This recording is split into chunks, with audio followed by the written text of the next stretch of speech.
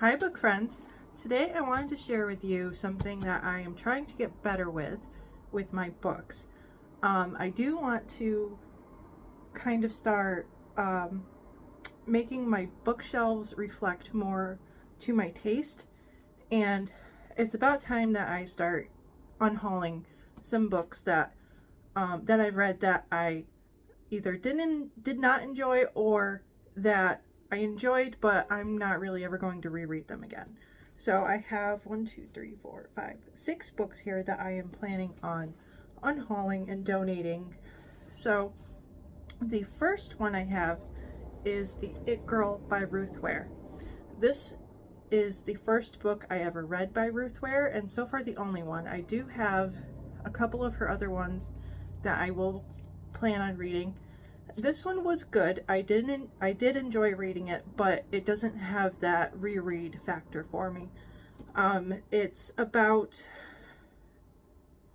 a girl named Hannah Jones. She goes to Oxford and she meets April Clark Cliveden, and it's definitely got the thriller vibes, and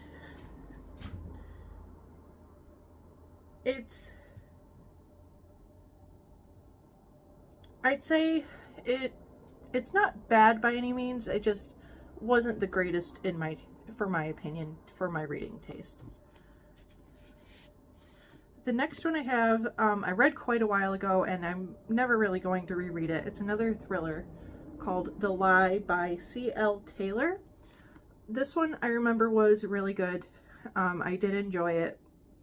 It kind of gave me the thriller movie vibes that I enjoy. It's about Jane Hughes, and it talks about 5 years earlier, Jane and her best friends went on vacation, but what should have been a trip of a lifetime rapidly descended into a nightmare, and only 2 were left alive.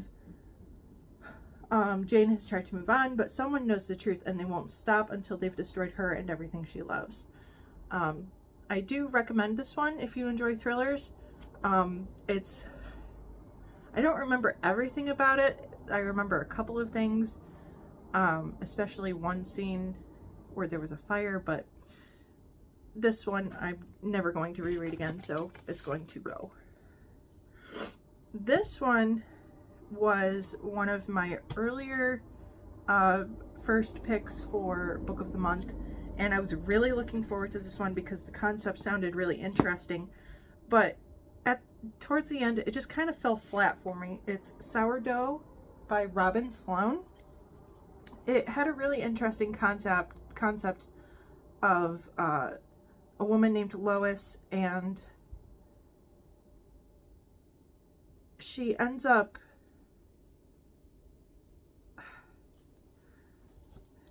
I don't know, it was kind of weird.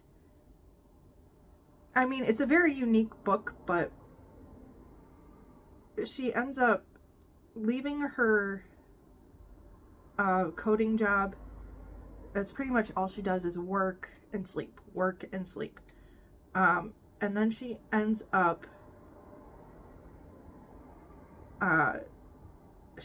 getting this sourdough starter, and it's from a bakery that is near her home. She orders from there all the time, but the people that run the bakery, they're foreigners, and they end up having visa issues and they have to leave the country, so she's worried about not having the food that she enjoys so much, and it's like the one thing that she looks forward to in her life of working and sleeping. So it was starting to it was going in an interesting direction with fusing food and technology together with her being a coder and whatnot, but the end of it just really fell flat for me, so that's not staying. Let's see, this one, if you've read this next one, please tell me your opinions, because I really wanted to enjoy this book, and I did get, hi Zelda, I did get halfway through it, And I really wanted to enjoy it because the concept for this one just sounded so amazing, right up my alley. But I ended up DNFing it last year. It was my one and only DNF for the year. And I've heard some people say they absolutely hated it and DNF'd it. Some people hated it but ended up trudging through and finishing it. And some people loved it. So if I'm going to let you help me decide if I should really get rid of this book or not. It is The Writing Retreat by Julia Bartz.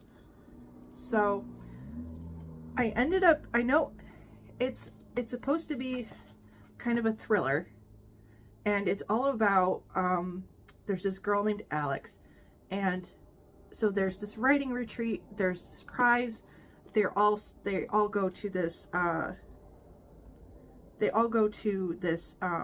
remote estate that belongs to a feminist horror writer, and so they're all really big fans of her, and there's something sinister happening at the estate, and Rosa starts acting erratic and all sorts of stuff. But for me, the beginning of it that I did read, I read it. I was able to read it quickly. I was sucked into the story, and I was enjoying it. But then you hit the middle part, and it was like every other scene was unnecessarily spicy in a way that didn't really, to me, connect to the story very well. And I don't know. Should I give it another try? I was enjoying it up until the halfway point, and then it just felt like it was too much of a chore to read. So, and it made me really sad because thriller is my go-to sort of thing, especially if it's anything to do with supernatural, which I haven't really looked into spoilers or anything. So if you read this and you enjoyed it or didn't enjoy it, I want to know your opinions either way. And tell me if you think I should give it a second shot. Otherwise, it's going bye-bye. This next one was a book that I won on a Goodreads giveaway. I can't talk today. And it's The Best Is Yet to Come by Debbie Macomber. I've read one or two of her books before this one that I did really enjoy. This one was, for me, it was predictable and it kind of fell flat. I was able to guess a lot of what was going to happen. So this one, I can't keep it. And this last one, this one is another one where it sounded really interesting. It's set in 1969 in New York City's Lower East Side, and word has spread of the arrival of a mystical woman, a traveling psychic, and the Gold children, 4 kids, sneaked out to see her to hear their fortunes. And the prophecies inform them of their next 5 decades. So they know their fates, and it seemed like a really good concept. The Immortalist by Chloe Benjamin. And by the way, I can't help but love this cover, but the ending was, to me, just okay. I don't know. I feel like it could have been rounded out more. So I don't know. It's definitely, it's character driven. It's a kind of a family love story, and there were some really good parts to it, but I just wish it had ended better.